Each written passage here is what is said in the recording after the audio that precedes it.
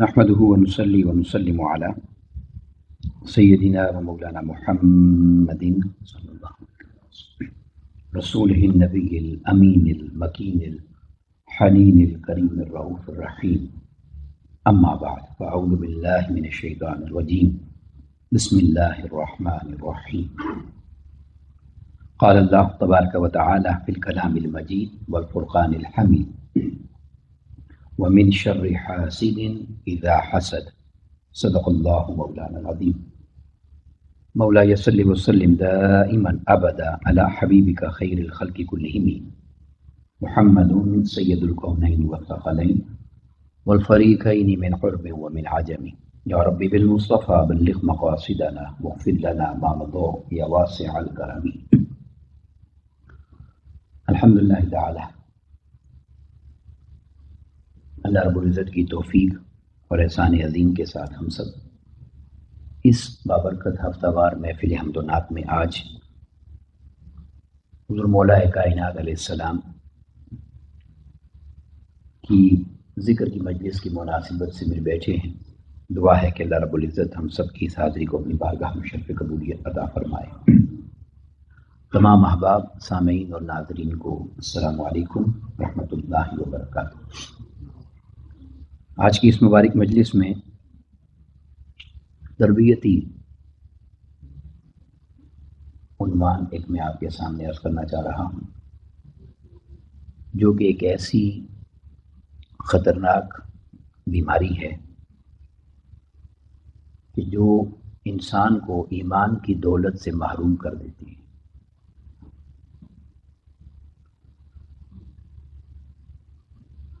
اور نالج نہ ہونے کی وجہ سے یا زیادہ توجہ نہ ہونے کی وجہ سے انسان اس پر فوکس نہیں کرتا اور خود کو اس سے محفوظ نہیں رکھتا. اور وہ بیماری ہے ایک دوسرے سے حسد کرنا، جیلسی. قرآن مجید میں بے شمار مقامات پر یہ لفظ حسد جو ہے وہ بیان کیا گیا. میں نے سورہ فلق کی آیت کریمہ تلاوت کرنے کی سعادت حاصل کی ہے، جس میں اللہ رب العزت نے ارشاد فرمایا وَمِن شَرِّ حَاسِدٍ إِذَا حَسَدَ، اور اللہ کی پناہ مانگو ہر حسد کرنے والے کے شر سے جب وہ حسد کرے. خاص طور پر اللہ رب العزت نے یعنی اس سے محفوظ رہنے کا یہ وظیفہ اور دعا عطا فرمائی کہ اللہ کی بارگاہ میں سوال کرتے رہو کہ اللہ تمہیں ہر حسد کرنے والے کے حسد سے، اس کے شر سے محفوظ رکھے. اور حدیث پاک آقا علیہ الصلوۃ والسلام نے ارشاد فرمایا کہ وَلَا يَجْتَمِعَانِ فِي قَلْبِ عَبْدٍ الْإِيمَانُ وَالْحَسَدُ، کسی بندہ مومن کے دل میں یہ دو چیزیں جمع نہیں ہو سکتی، ایمان اور حسد. یعنی اگر ایمان ہوگا تو حسد نہیں ہوگا،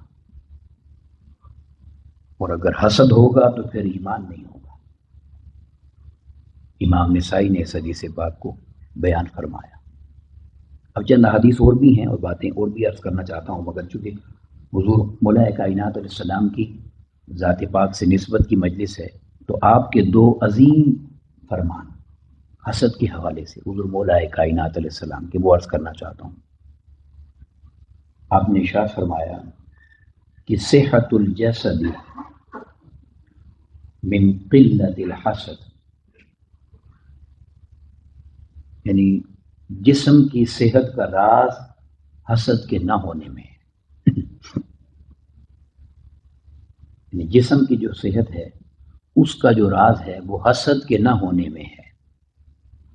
اب یہاں کیونکہ یہ حضور مولا کائنات کا فرمان ہے تو اس سے یہ بظاہر یہ جسم بھی مراد ہے، یہ جو جسم ہمارا ہے یہ بھی مراد ہے، مگر حقیقت میں اس سے مراد ایمانی جسم ہے، وجود ایمان. تو جیسے کہ اوپر حدیث پاک بیان کی کہ ایک دل میں دو چیزیں جمع نہیں ہوتی، تو اس کی روشنی اور تشریح میں اگر اس فرمان کو سمجھا جائے تو مطلب یہ ہے کہ ایمان کے وجود کی سلامتی کے لیے لازم ہے کہ حسد نہ ہو.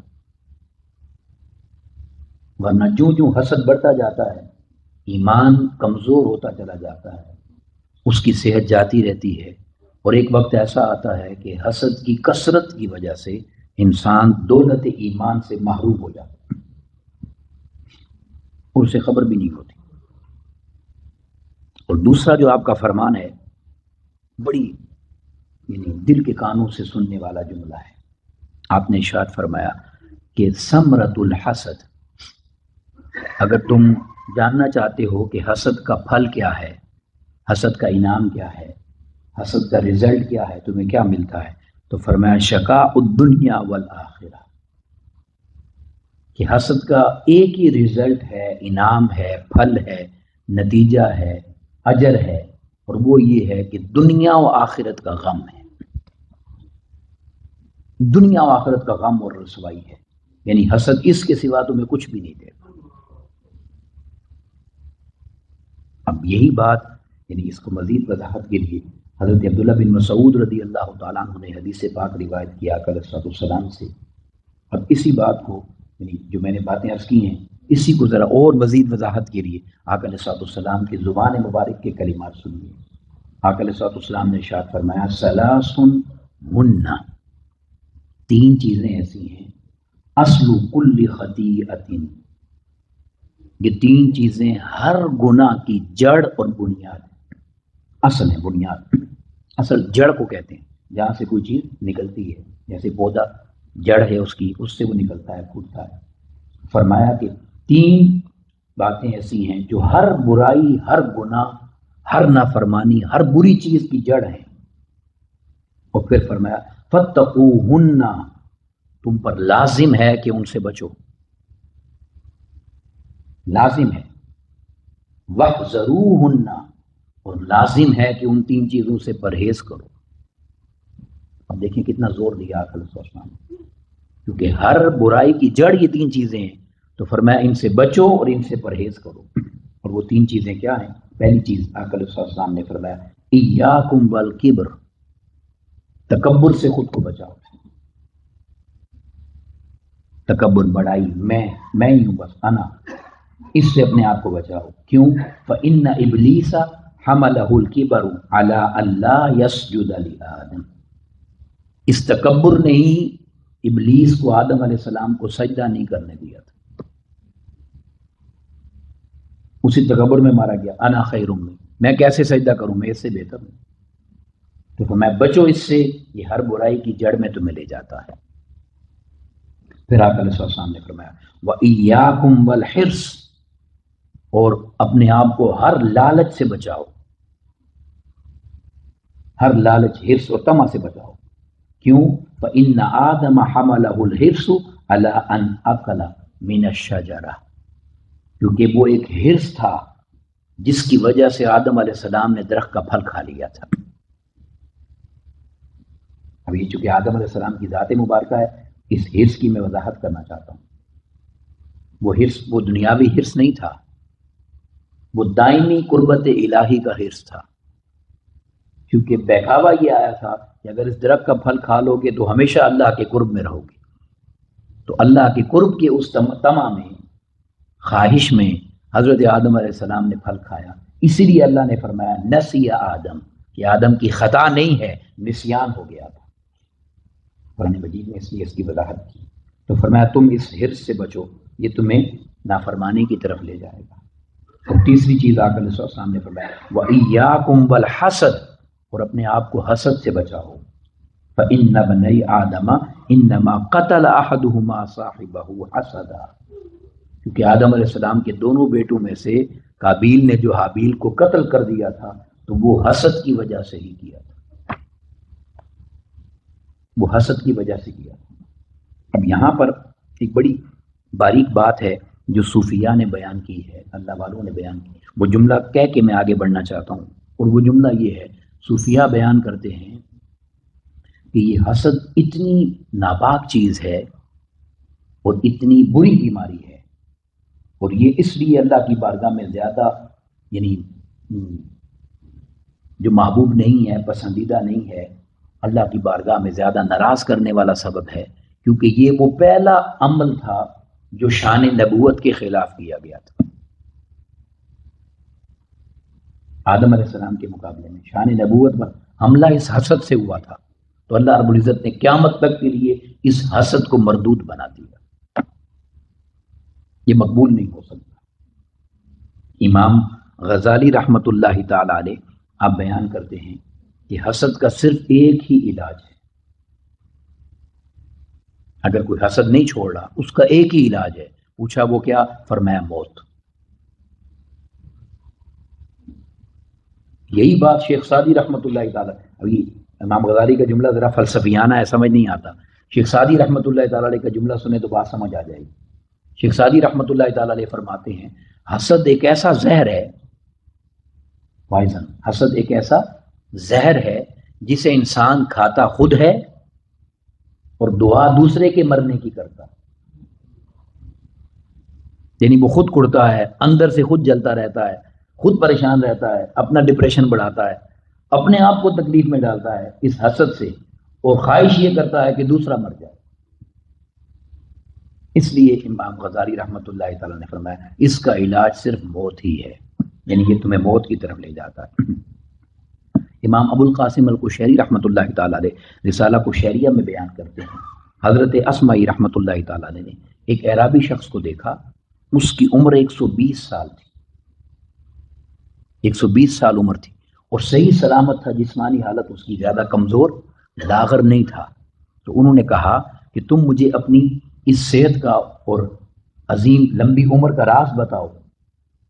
تو اس نے جواب دیا کہ ترکت الحسد فبقیت، میں نے حسد کو ترک کر دیا اور اپنے آپ کو باقی کر لیا. میں نے حسد چھوڑ دیا اور اپنے آپ کو بچا لیا. میری صحت اور درازی عمر، لمبی عمر کا راز یہ ہے میں حسد نہیں کرتا. اس لیے کہا نا کہ یہ انسان کو خود اپنے اندر سے ہی ختم کرتا چلا جاتا ہے. پھر یہ ایسا عمل ہے کہ روایت میں آتا ہے آقا علیہ السلام نے فرمایا 5ویں آسمان پر ایک فرشتہ ایسا ہے کہ جو عمل بھی اللہ کی بارگاہ میں فرشتے پیش کرنے کے لیے جب لے کے جاتے ہیں تو وہ ہر عمل کو چیک کرتا ہے. جیسے سیکیورٹی چیک نہیں ہوتا ایئرپورٹ سے ہم جب گزر رہے ہوتے ہیں، وہ ہر عمل کو چیک کرتا ہے. اور کچھ عمل ایسے ہوتے ہیں کہ وہیں سے اٹھا کر انسان کے منہ پر دے مارتا ہے، انہیں اللہ کی بارگاہ میں جانے ہی نہیں دیتا. 5ویں آسمان پر. تو پوچھا وہ کون سا عمل ہے؟ تو وہ فرشتے جب عمل لے کر جا رہے ہوتے ہیں تو وہ باقی فرشتوں سے کہتا ہے رک جاؤ، یہ حسد کرنے والے کا عمل ہے، یہ اللہ کی بارگاہ میں نہیں جا سکتا، اسے اسی کے منہ پر دے مارو. یعنی حسد ایک ایسی خطرناک بیماری ہے کہ اگر انسان نیک عمل بھی کرتا ہے تو اللہ کی بارگاہ میں اس فرشتوں کی ذمہ داری اور ڈیوٹی ہے کہ وہ اسے پہنچنے ہی نہیں دیتے، راستے سے ہی پلٹا دیتے. اس لیے معروف حدیث ہے، آقا کریم علیہ الصلوۃ والسلام نے ارشاد فرمایا کہ حسد نیکیوں کو اس طرح کھا جاتا ہے جیسے آگ سوکھی لکڑیوں کو کھا جاتی. یہ حدیث پاک ہے. حسد نیکیوں کو اس طرح کھا جاتا ہے جیسے آگ سوکھی لکڑیوں کو کھا جاتا ہے، یعنی وہ عمل اللہ کی بارگاہ میں قبولیت کے درجے تک ہی نہیں جاتا. اب اس کے بعد ایک اتنی خوبصورت روایت ہے، اتنی خوبصورت بات ہے، میں چاہتا ہوں کہ اس کو توجہ سے سن لیں، توجہ سے سن لیں. میں اور آپ تو بہت کمزور ہیں نا، ہماری تو حیثیت اور اوقات ہی کچھ نہیں ہے. حضرت سلیمان علیہ السلام پر اللہ رب العزت نے وحی نازل فرمائی اور اللہ رب العزت نے فرمایا میں آپ کو 7 عمل بتانا چاہتا ہوں، 7 باتوں کی آپ کو نصیحت کرنی ہے. کس کو کہا جا رہا ہے؟ بولیے. حضرت سلیمان علیہ السلام جنہیں کل کائنات کی بادشاہت دی گئی، انہیں اللہ نے کہا میں آپ کو 7 چیزیں بتاتا ہوں، وظیفہ ہے، عمل ہے، آپ کے لیے ہے، اس کو اپنا لیں. تو اللہ رب العزت کی بارگاہ میں عرض کرتے ہیں مالک میرے لیے کیا حکم ہے؟ تو اللہ رب العزت نے فرمایا پہلا عمل یہ ہے کہ کبھی بھی بندوں کی غیبت نہ کرنا. غور سے سنے گا، کبھی بھی بندوں کی غیبت نہ کرنا. اور دوسرا حکم یہ ہے کہ ہرگز کبھی کسی سے حسد نہ کرنا. اب یہ ایک بات بھی اگر ہماری زندگی سے غیبت نکل جائے تو بڑی بات ہے، تو حسد یہ تو پوری زندگی کا ایک وظیفہ ہے نا، تو غیبت نہ کرنا اور حسد نہ کرنا. تو حضرت سلیمان علیہ السلام نے ہاتھ جوڑ کر اللہ کی بارگاہ میں عرض کر دیا، مالک یہ دو کافی ہیں اگر میں عمل کر پاؤں. مقام عاجزی ہے، مگر سبق ہم جیسوں کے لیے ہے. ہمارا زندگی بھر کا معمول ہی یہی ہے، زندگی بھر کا معمول ہی ہے. جہاں بیٹھتے ہیں ہم جس بات سے واسطہ ہی کوئی نہیں ہوتا اس کی فکر بھی ہوتی ہے، اسے کیا ہو گیا ہے، وہ کہاں جا رہا ہے، وہ کیا کر رہا ہے، وہ کس سے ملا ہے، یہ کہاں کھڑا ہے، یہ کہاں سے آ رہا ہے، یہ کہاں جا رہا ہے، یہ کیسا ڈریس پہنا ہوا ہے، یہ گاڑی کہاں سے لے آیا ہے، یہ گھڑی کس نے دے دی ہے. تو ساری زندگی صبح و شام ہمارا اٹھنا بیٹھنا، ہمارے یعنی اگر 100 جملے ہم دن میں بولتے ہیں تو 95 جملے یا غیبت ہوتی ہے یا حسد ہوتا ہے. یا غیبت ہوتی ہے، ایسا کہ نہیں بولی، یا غیبت ہوگی یا حسد ہوگا. اس لیے تو آقا علیہ الصلوۃ والسلام نے حضرت معاذ بن جبل رضی اللہ تعالیٰ عنہ سے کہا، اے معاذ تمہیں دین کا خلاصہ بتا دوں؟ دین کا خلاصہ، دین کا 30 بارے عرض کرتے ہیں حضور ضرور بتائیں. تو آقا علیہ الصلوۃ والسلام نے اپنی زبان مبارک کو پکڑا اور فرمایا زبان دین کا خلاصہ ہے، اس کی حفاظت یہ دین کا خلاصہ ہے. اسی زبان سے جھوٹ نکلے گا، اسی زبان سے غیبت ہوگی، اسی زبان سے حسد ہوگا، اسی زبان سے دھوکہ ہوگا، اسی زبان سے کسی کے خلاف جائیں گے، چغلی کھائیں گے. تو یہ سارا کچھ جو ہے وہ خلاصہ اس زبان پر رکھ دیا. اس لیے تو آقا علیہ السلام نے فرمایا تم مجھے 2 چیزوں کی ضمانت دو میں تمہیں جنت کی ضمانت دیتا ہوں. یہ معمولی بات نہیں ہے. ہم جنت ڈھونڈتے پھرتے ہیں، وظیفے صبح و شام وظیفہ کرنا ہے، جنت میں جانا ہے. تو کسی مولوی پیر صاحب نے کیا وظیفہ بتانا ہے؟ وظیفہ تو آقا علیہ السلام نے بتا دیا. 2 چیزوں کی ضمانت دو میں تمہیں جنت کی ضمانت دیتا ہوں. یا رسول اللہ صلی اللہ علیہ وسلم وہ 2 چیزیں کیا ہیں؟ فرمایا ایک یہ جو 2 جبڑوں کے درمیان ہے زبان، اور ایک جو 2 تمہارے پہلوؤں کے زبان درمیان ہے شرمگاہ. ان 2 کی حفاظت کی ضمانت دو میں تمہیں جنت کی ضمانت دیتا ہوں. اب یہاں ایک بڑی عجیب بات ہے، اس حدیث پاک پر اکثر میں بات کرتے ہوئے ذہن میں خیال آتا ہے. آپ ذرا اندازہ کریں کہ زبان کو کس چیز سے جوڑا گیا ہے؟ 2 چیزیں جو آقا علیہ السلام نے بیان کی، زبان اور شرمگاہ. تو اس میں حکمت کیا پوشیدہ تھی؟ بتانا یہ تھا اس کا اچھا استعمال نہ ہو تو یہ ایسی ہی ناپاک ہو جاتی ہے. اس کا اچھا استعمال نہ ہو تو یہ ایسی ہی ناپاک ہو جاتی ہے. اس لیے اس کو شرمگاہ سے جوڑ کے بیان کیا. تو فرمایا جو مجھے ان 2 چیزوں کی ضمانت دے دے میں اسے جنت کی ضمانت دیتا ہوں. اب اس کے بعد حضرت موسیٰ علیہ السلام کا ایک واقعہ ہے، امام ابو القاسم القشیری رحمۃ اللہ تعالی نے بیان کیا. آپ نے ایک شخص کو دیکھا، وہ عرش کے قریب، اللہ کے عرش کے قریب تھا. تو اس پر آپ کو رشک آیا. تو پوچھا اس شخص کی تعریف کیا ہے؟ تو کہا گیا یہ وہ شخص ہے کہ اس نے کبھی کسی بندے سے حسد نہیں کیا، کبھی کسی بندے سے حسد نہیں کیا. اللہ نے اسے اپنے عرش کے قریب جگہ دے دی.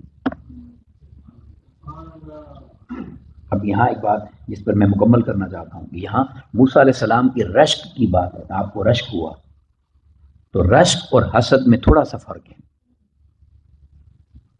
رشک اور حسد میں رشک جائز ہے، حسد جائز نہیں ہے. 2 باتوں میں آقا علیہ السلام نے فرمایا رشک جائز ہے مگر حسد جائز نہیں ہے. اب رشک اور حسد میں فرق کیا ہے؟ اگر کسی کی اچھائی دیکھ کر، کامیابی دیکھ کر تکلیف ہو تو حسد ہے، اس کی کامیابی دیکھ کر خوشی ہو تو یہ رشک ہے. بس سمپل سی بات ہے. خوشی ہو، اگر اللہ نے مومن کو عزت دی ہے، ہمارا مسلمان بھائی ہے، یہ اللہ نے اس کو عطا کیا ہے، یہ خوش ہو، اللہ کا دل خشک ہو تو یہ رشک ہے. اور اگر اسی دل میں تکلیف ہو کہ کیوں مل گیا ہے تو یہ حسد ہے. اس سے انسان کو اپنے آپ کو بچانا چاہیے. یہ ایک ایسی بیماری ہے کہ جو انسان کو یعنی اللہ رب العزت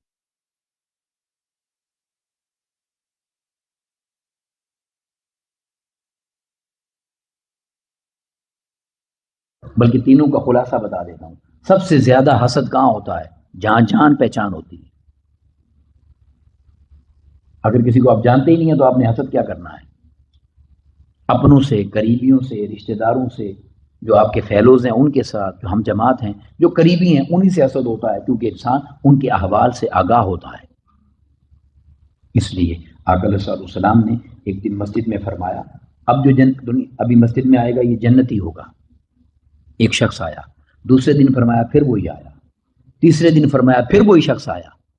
تو ایک صحابی 10 دن اس کی خدمت میں رہے کہ اس کا عمل دیکھوں کیا ہے جو اسے جنت میں لے جا رہا ہے۔ تو 10 دن بعد رزلٹ یہ نکلا، اس سے پوچھا آخر کون سا ایسا عمل ہے، مجھے تو کچھ ایسا خاص عمل نظر نہیں آیا جو تمہیں جنت میں لے جا رہا ہے۔ تو ان نے مسکرا کر کہا اس دل میں کسی کے لیے برا نہیں ہے، یہ دل ہر کسی کے لیے صاف ہے، اور میں اس لیے آقا علیہ الصلوۃ والسلام نے تمہیں جنت کی ضمانت دی ہے۔ اللہ رب العزت ہمیں اس بیماری سے اور تکلیف سے محفوظ رہنے کی توفیق عطا فرمائے، اور اگر ہمارے اندر یہ بیماری ہے تو اس کو ختم کرنے کی اللہ ہمیں توفیق نصیب فرمائے۔ وما علینا الا البلاغ المبین۔